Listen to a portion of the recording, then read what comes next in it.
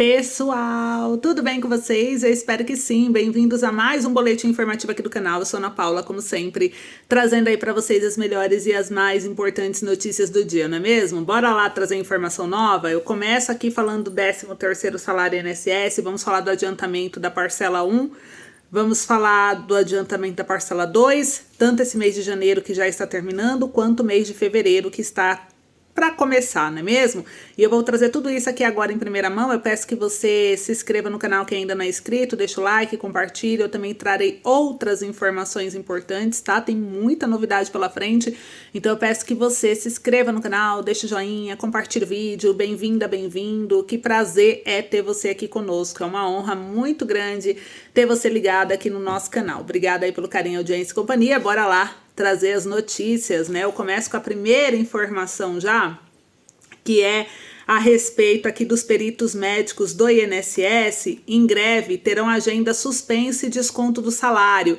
Perícias serão remarcadas automaticamente para funcionários disponíveis. A categoria chama a medida de lockout, né? O INSS afirmou nessa sexta-feira do dia 24 de janeiro que a partir da próxima segunda, essa dia 27 de janeiro, as perícias que estão direcionadas a médicos em estado de greve serão automaticamente reagendadas. Se você está nessa situação, meu amigo, a sua perícia pode ser reagendada pela DataPrev para um outro funcionário que esteja atendendo normalmente, tá bom?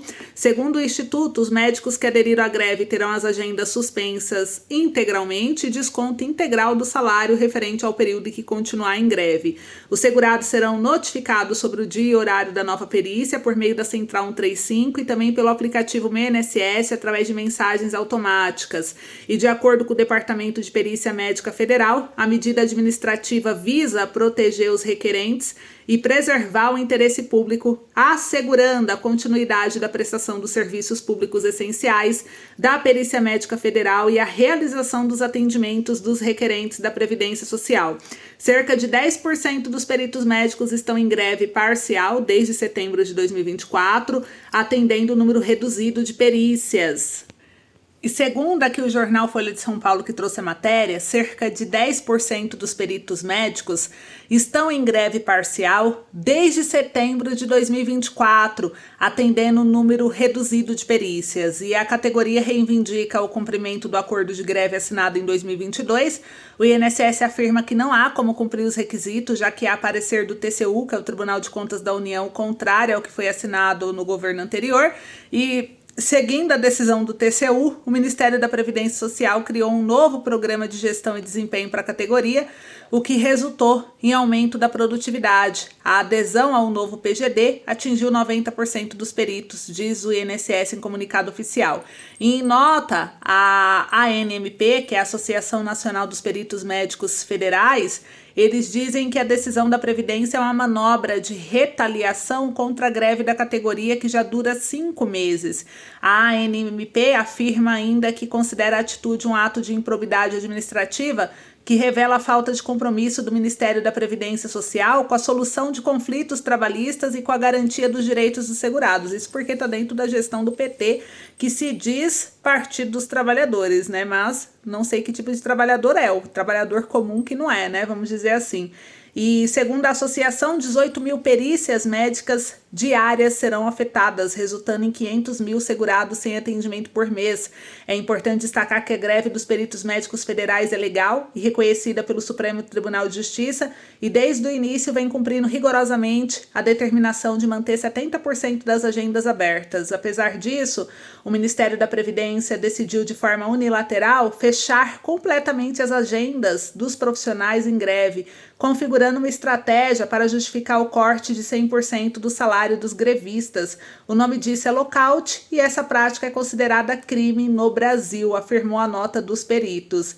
E para conseguir aí o auxílio doença, gente, quem está precisando, vocês podem usar o AtesteMed enquanto está acontecendo esse rolo aí na Previdência. A gente vai acompanhar na próxima semana, ver se eles vão gerar mais algum comunicado, mas por enquanto é isso, tá? Segunda notícia, olha que interessante, CNN Brasil trouxe aqui pra gente a matéria que o homem mais velho do mundo recebe aposentadoria do INSS há 46 anos. Deu ruim pra Previdência, hein? Acho que a Previdência tá chorando. O cearense João Marinho Neto É um senhor fofíssimo de 112 anos de idade. Ele é o último homem sobrevivente que nasceu no ano de 1912, gente. Olha isso! Qual será o segredo dessa longevidade do senhor João Marinho Neto, hein? O cearense João Marinho Neto, o homem mais velho do mundo, com 112 anos de idade, ele recebe aposentadoria há 46 anos, de acordo com dados do Instituto Nacional do Seguro Social, que foram divulgados nessa quinta-feira, do dia 23 de janeiro. E segundo o LongeviQuest, usado pelo Guinness, né, o brasileiro completou 112 anos em novembro do ano passado. Anteriormente, ele era reconhecido como o homem vivo mais velho do Brasil e da América Latina. Além disso, João é o último homem sobrevivente nascido no ano de 1912. Ele reside em Apuiarés, Ceará, a cerca de 250 quilômetros de Fortaleza. João nasceu em 5 de outubro de 1912 em Maranguape, Ceará. Desde 1978, ele recebe o benefício de aposentadoria do empregador rural, atividade principal do dono do recorde mundial da longevidade. João passou a receber o benefício aos 66 anos de idade. Atualmente, o recordista mora em um lar de idosos em uma cidade que não possui agência da Previdência Social devido ao baixo número de habitantes. E a unidade mais próxima fica em Pentecostes, que é Ceará também, cerca de 30 quilômetros da residência dele, onde é mantida a aposentadoria, inclusive do João. E um ponto importante, né? O INSS não vai suspender benefícios pagos a aposentados e pensionistas que não fizeram a prova de vida. Se você, assim como o João, não tem agência da Previdência Social aí na sua cidade, fica tranquilo, porque o INSS informou que até o dia 30 de junho o INSS não fará bloqueios de benefício por falta de prova de vida, tá? A prova de vida, porém, não está suspensa, ela continua sendo feita por cruzamento de dados. Você pode acompanhar se sua prova de vida está ok ou não através do meu INSS aplicativo ou site. Lá tem a opção prova de vida e lá vai mostrar como que tá a sua situação. Então, olhem, e eu espero que dê tudo certo aí, que a sua esteja tudo ok. Tudo bem? Agora, mais uma informação, gente. Olha só. OAB, que é a Ordem dos Advogados Brasileiros, criticou o INSS por salário, maternidade e pensão via cartório. Gente, a entidade defende ser preciso manter a prerrogativa da advocacia para consultar a população o direito previdenciário. Só para vocês entenderem, a OAB, que é a Ordem dos Advogados do Brasil, criticou a proposta do INSS, que é o Instituto Nacional do Seguro Social, de permitir o pedido de licença maternidade e pensão por morte via cartório. A medida foi antecipada pelo jornal Poder 360 em uma entrevista com o presidente da autarquia, Alessandro Stefanuto. Os cartórios agora poderão viabilizar os pedidos em fevereiro ou março, segundo o presidente do INSS. A medida será adotada para facilitar o andamento da fila da Previdência e também pedidos de benefícios previdenciários. Então, para reduzir a fila, uma das medidas que o INSS está fazendo, gente, é parceria com os Correios, parceria com cartórios, parceria com a Justiça, que agora o juiz consegue liberar seu benefício através de um sistema, né, que faz integração do Poder Judiciário com a Previdência. Então, várias parcerias do CRAS com a Previdência.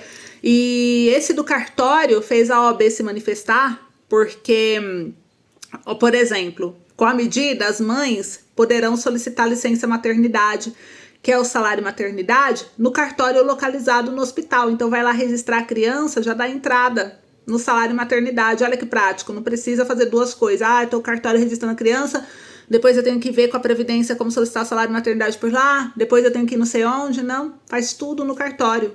Olha que legal, né? E aí aqui mostra, né, que como o funcionário tem fé pública, o requerimento tem um processamento mais rápido para o beneficiário. Além disso, evita que a pessoa tenha despesas com intermediários que fazem solicitação de auxílio para a pessoa, que muitas vezes está indisponível por causa do nascimento do bebê. E os tabeliães dos cartórios também poderão solicitar a pensão por morte durante o registro de óbito do familiar ou cônjuge. Então, você foi lá declarar a morte do familiar, você é herdeiro dele, é cônjuge, é filho, você já dá entrada na pensão por morte no cartório mesmo no momento de tirar a certidão de óbito, no momento de fazer o registro. Olha que prático. Então, as medidas devem impactar os intermediários que ganham dinheiro com os serviços prestados, né, as famílias. A OAB disse que solicitou ao INSS informações sobre o acordo firmado com a ARPEN Brasil, que é a Associação Nacional dos Registradores de Pessoas Naturais, para autorizar cartórios de registro civil a receber pedidos de pensão por morte, salário e maternidade. Então, o presidente da OAB, que é o Beto Simonetti, ele disse que a consultoria previdenciária é uma atividade exclusiva da advocacia para que os segurados da Previdência tenham seus direitos resguardados por profissionais capacitados, técnica e eticamente. Fecha aspas. Então, olha só, quem ganha dinheiro com isso tá bravo. Não quer que você consiga de graça as coisas de forma facilitada. Gente, é para facilitar a vida da pessoa. A pessoa que não fazer no momento, ela não vai ser impedida de contratar uma empresa se ela quiser. Quem quiser, tem sempre a empresa ali que pode fazer o serviço para você. Mas você tem que saber que você pode conseguir sozinho de graça num cartório, por exemplo. Mas eles querem impedir isso. Olha que interessante, né? Olha como o dinheiro faz com que as pessoas deixem a população em segundo, terceiro, quarto e último plano. Não é mesmo? E a OAB defende que o advogado detém exclusividade na consultoria previdenciária para proteger os direitos dos cidadãos. Olha isso. O presidente da Comissão Especial de Direito Previdenciário, Bruno de Albuquerque, disse que precisa encontrar um equilíbrio entre a facilidade no acesso aos serviços do INSS e a segurança dos brasileiros na garantia de seus direitos. Toma vergonha na cara. Né? Deixa as pessoas conhecerem os direitos dela por si mesma. É um direito gratuito, o direito está na legislação, a legislação ela é pública, todo cidadão tem acesso à lei. Muita coisa não precisa de advogado, não vem com essa não, né? Então, um serviço simples como esse, da entrada em um benefício do INSS, tem que ser amplamente divulgado mesmo, que é de graça e que você consegue fazer por qualquer lugar, não só de forma exclusiva por advogado. Então, ao menos que você é advogado, bonitão, né, que conhece a lei, faça de graça. Você vai fazer de graça? Aposto que não, né? Então, deixa o cidadão, né, ter a facilidade dele lá. A OAB disse que adotará as medidas necessárias para proteger os advogados. E a lei dos cartórios de 94 define que notário, tabelião, oficial de registro são profissionais de direitos dotados de fé pública. O mesmo trabalhador fica responsável por encaminhar o pedido do benefício ao INSS. Então, a gente vai acompanhar. O presidente do INSS disse que o pedido de pensão por morte auxilia as pessoas no momento de luto. A pessoa já perdeu o pai, a mulher perdeu o marido, né? O filho perdeu o pai. Então, assim, já é um problema. E aí ainda teria que vir ao INSS para pedir pensão, para pedir salário maternidade que nasceu filho, né? Tá lá em puerpério, não dá. A maioria dos pedidos realizados pelos cartórios são concedidos de forma automática. Então vamos facilitar a vida do brasileiro, concordo com o INSS. O Stefanuto disse haver uma minoria de casos mais complexos, citou um exemplo que uma mulher pode registrar a morte de um homem que tem mais de uma relação conjugal e outras parceiras podem solicitar também o pedido do benefício. Então isso pode gerar um problema. O Stefanuto diz haver 1,2 milhão de requerimentos de pensão por morte realizados por ano. A medida fará com que a grande maioria seja feita nos cartórios, diminuindo muito o tamanho da fila de espera dos auxílios. E quando eu deixo de fazer 1,2 milhão de benefício, eu vou economizar um mês de requerimento no ano. Então eu vou ter 11 meses de requerimento com mais de 50% de produtividade bônus, declarou.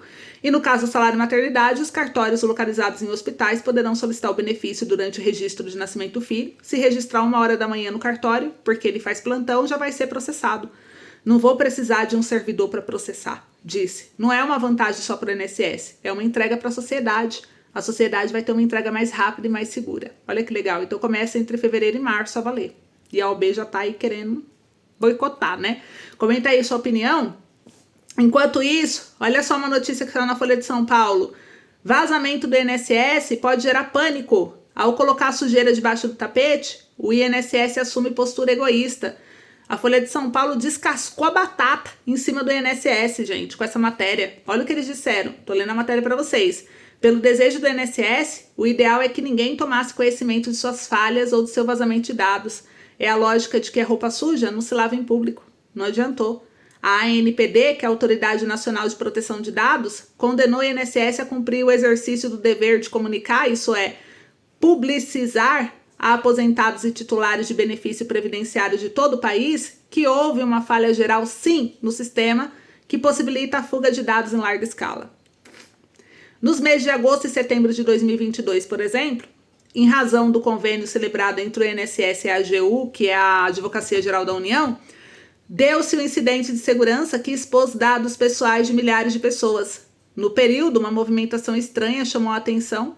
Foram realizadas mais de 99 milhões de consultas ao sistema de informação de dados do INSS, quantidade quase 3 vezes maior que a registrada no mês anterior. O incidente comprometeu a confidencialidade dos dados pessoais tratados pelo INSS em razão de acesso a volume extraordinário de informações por meio de consultas volumétricas ao sistema. Então, dentre os dados afetados pelo incidente estão a identidade oficial e dados financeiros e de saúde, tais como nome, CPF, NIT, identidade, data de nascimento, sexo, dados bancários, quantidade de dependentes.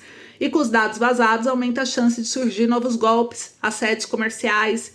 E apesar da gravidade, o INSS não quis tornar o episódio público. Em sua defesa, argumentou que a comunicação do incidente de segurança seria medida irrazoável e prejudicial ao interesse público, e segundo o Instituto, eventual divulgação ampla e indistinta do incidente cibernético contraria apenas com o potencial de gerar pânico e desconfiança em todo o contingente de segurados e beneficiários vinculados ao INSS. Ao escolher colocar a sujeira por debaixo do tapete, o INSS assume uma postura egoísta e nada transparente com os princípios constitucionais que deveria seguir, sobretudo, o da publicidade e externar informações, ainda que não alviçareiras. E não basta deixar a ANPD ciente do problema. Além dela, abster-se de comunicar aos titulares a ocorrência de incidente de segurança que possa acarretar risco ou dano relevante aos titulares, vai de encontro à Lei Geral de Proteção de Dados. As pessoas precisam ter ciência e a chance de se precaver sobre o novo golpe.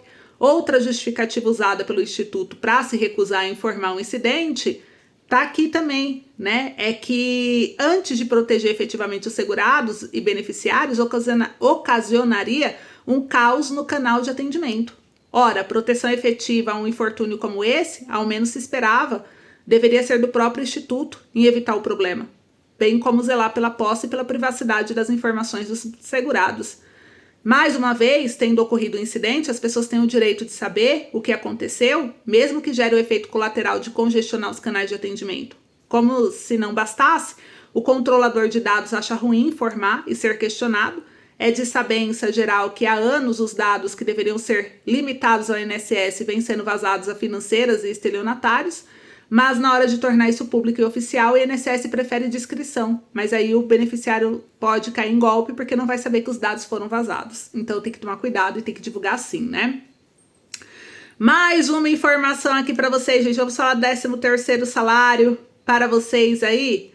Olha só, gente. Primeiro vamos falar do corte de gastos, né? O Lula sancionou as regras mais rígidas para conceder BPC, vetou trecho que excluía deficiência leve, então continua a deficiência leve entrando no BPC. E com toda essa questão de corte de gastos e não sei o que, o governo tomou muitas decisões que fez aí a população ficar indignada, né? E com isso, gente, o 13º salário, ele poderia sim trazer um alívio. Então vamos falar um pouquinho do 13º antecipado, primeira parcela agora de janeiro, segunda parcela de fevereiro. O que acontece?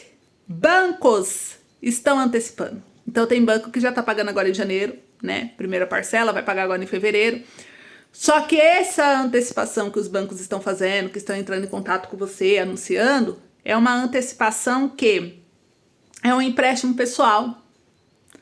Então, se você aceita essa antecipação que eles estão te oferecendo, é um empréstimo pessoal. Então, eles vão depositar metade do valor, dizendo que é a primeira parcela, só que você não vai pegar uma segunda, porque a segunda é os juros do banco. Então, você ganha R$1.500, ele vai depositar R$800, 900 na sua conta, e o restante, quando cair o seu 13º, vai para o banco, como juros. Há problema você contratar? Não. O problema é você não saber que você está contratando, você achar que é a antecipação do governo e ficar ali iludido e depois não saber o que aconteceu quando o dinheiro for cair na conta. Então é importante você ter consciência do que está acontecendo. Então essa parcela de janeiro e fevereiro que os bancos estão falando é um empréstimo pessoal, gente. O governo Lula ainda não autorizou a antecipação do 13º para abril e maio. Mas eu acredito que ele vai, sim, antecipar, mas ele precisa oficializar. Enquanto não oficializa, a gente tem que contar com o 13º conforme lei, que é para a primeira parcela agosto e a segunda novembro. Não dá para contar com antecipação sem oficialização. Então, não contem com esse dinheiro ainda. Vamos esperar oficializar. E a gente acompanha todo dia a gente traz no canal sobre o 13º, justamente para você ter consciência de como tá o status e não cair em golpe. Tudo bem? Então é isso, obrigado, um beijo, até mais.